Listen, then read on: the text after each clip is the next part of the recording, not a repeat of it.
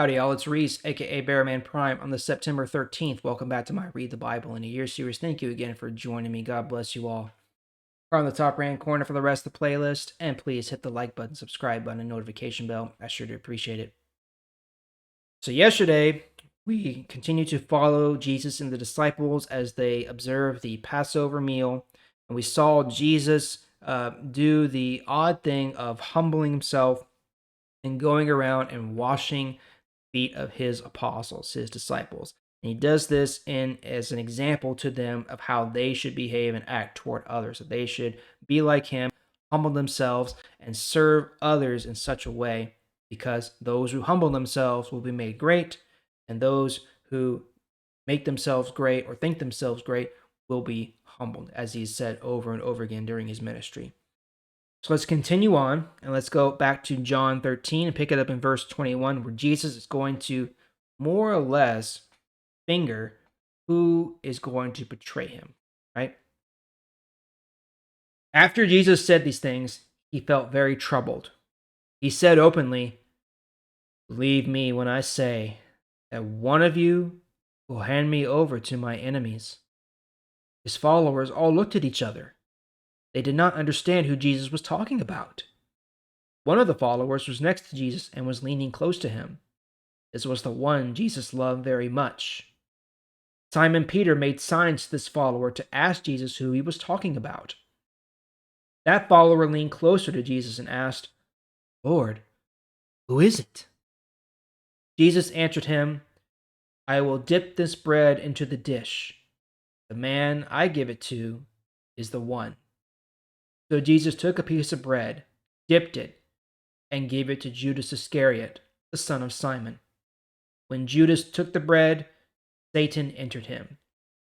Jesus said to Judas, "What you will do, do it quickly." No one at the table understood why Jesus said this to Judas.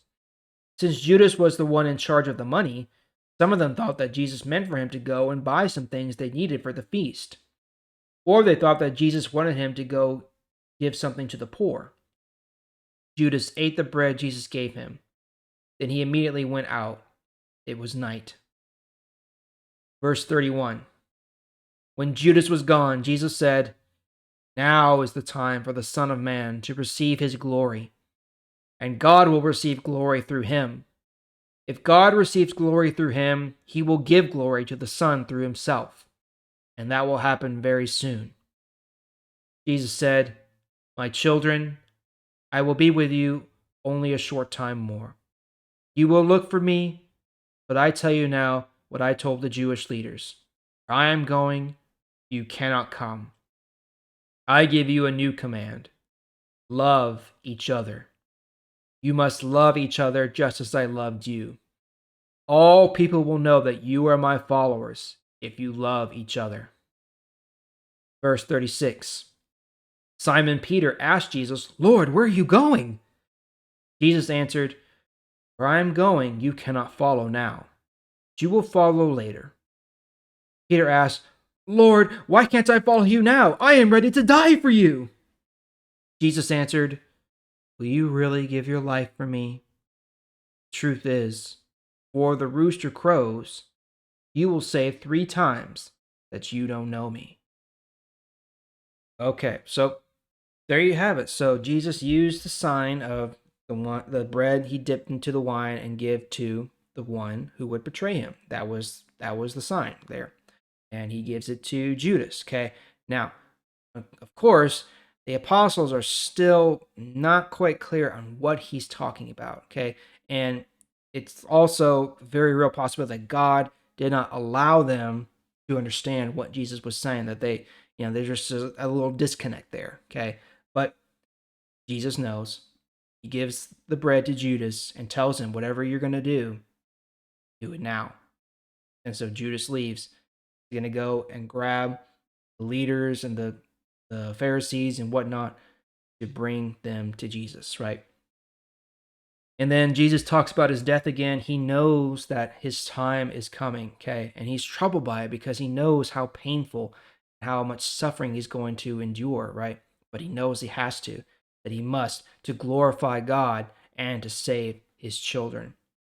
He gives them the command that they must love each other, okay? Similar to the commands that we heard before, love the Lord your God, love your neighbors, you love yourself. He told them to love each other as he loved them, right? And then finally, we see Simon Peter, who was the first one to be called by Jesus. He asked him, Lord, where are you going? I want to go with you. I'm ready to die for you. But Jesus says, Peter, are you really ready to die for me? Because I'm telling you right now, before the rooster crows in the morning, you're going to deny me 3 times. There will be 3 times where you say, you don't know me. Okay. And of course, Peter's probably like, there's no way. There's no way I would deny you, Lord. But no, Peter is still a man. And when Jesus says something will happen, it's going to happen. So we'll see what happens later, though. That's all for today. We're going to pick it up there tomorrow. Thank you again for joining me. I sure do appreciate it. I'll see y'all tomorrow.